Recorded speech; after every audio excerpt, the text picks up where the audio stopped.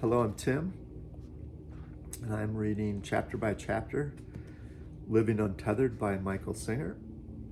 And this is chapter 19, Dreams and the Subconscious. To get a better understanding of how stored mental energies get released, let's turn to a favorite topic of psychology, dreams. What are dreams? The traditional Freudian concept of dreams is that some events happening outside leave unfinished impressions in the mind. A little boy wants a bicycle but doesn't get one. He goes to sleep and dreams he's got a bicycle. The original bicycle event didn't sit well, so the boy pushed it away in his mind. He suppressed it. When he went to sleep and was not controlling his thoughts as much, the mind was free to release what it had not been free to express while the boy was awake. We all experience this type of dream fairly regularly.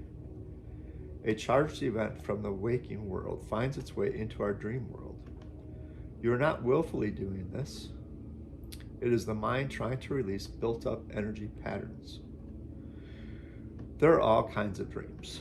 Freud called the dream we've been discussing basic wish fulfillment. It is a samskara formed in the waking mind, releasing energy by creating the thoughts you watch while you're asleep.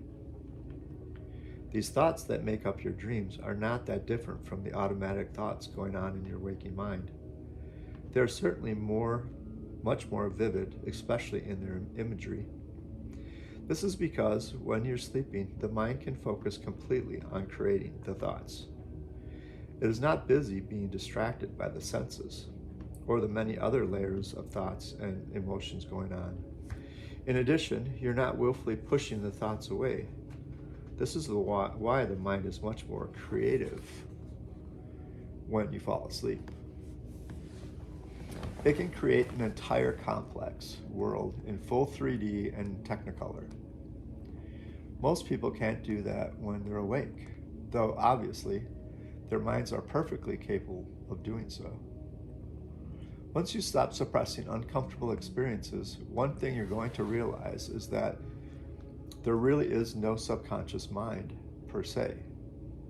The conscious mind and the subconscious mind are actually the same one mind. And the only reason we see a difference is because we artificially created a division. To understand this, imagine looking around a room of people and saying, the people on the right side of the room I like. I'm comfortable with those people. The people on the left side of the room, however, I'm very uncomfortable with them. Having stated this, imagine you never again look at the left side of the room because it makes you uncomfortable. What you've just done is separated the room into the part you're comfortable with and the part you don't want anything to do with. The latter part exists, but no longer exists for you. That is exactly what you've done to create the subconscious mind. The part of your mind you're not willing to look at is what we call the subconscious. Fortunately, these artificially divided parts of your mind will merge once you stop suppressing. You will get the rest of your mind back, and you will be able to use its full power. Imagine how much mental power you waste by pushing all that mess into the subconscious. Then you have to keep it down there for the rest of your life. It's really amazing what a mess we make because we can't handle the moments passing in front of us. The thoughts we push down into the subconscious play a role in both our waking dream and dreaming states. The reason your mind is creating your automatically generated dream thoughts is the same reason your mind creates your automatically generated waking thoughts. In both cases, you are not willfully creating this mental activity. It is happening on its own as part of the mind's attempt to release blocked energies.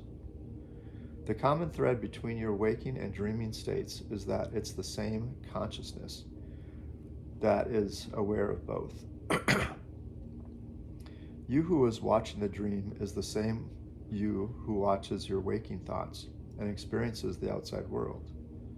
This is why when you wake up, you can say, "What a dream I had." Well, how do you know? You know because we're there, the same you who is aware while you're awake. Interestingly, because it is the same you, there can be a lot of spiritual growth in dreams. Meher Baba, another great yoga master, said that you can work off karma in your dreams. He said that by starting through an experience, that going through an experience in your dreams, it is actually beneficial to your spiritual evolution. You're at least allowing some blocked energy to release that you didn't allow while you were awake, and that is healthy. There's a great deal we can learn about ourselves from the dream state. If what you stored in the subconscious was more traumatic than simply not liking what happened or not getting what you wanted, what happens? Some things are much harder to deal with than just preferences. There are some scars that are so deep they can't even come up in a dream. If they tried to release, you would wake from a nightmare in a very disturbed state. In other words, your consciousness isn't able to experience the event even when it manifests in a dream. You resist and become so uncomfortable about it that you wake up. So how does this energy release? Unfinished energy stored in your mind is always trying to release at one level or another. If the release would wake you from a dream, your mind, all by itself, symbolizes what it's trying to express.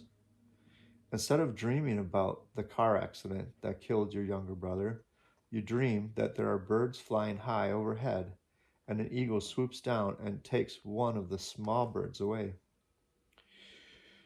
You're willing to watch that, but you're not willing to watch a car accident with somebody you love dying. This is all very real. Your mind is doing you a favor. Your brilliant mind did that in an attempt to stay healthy and release at least some of the pent-up energy. That's what the symbology of dreams is about.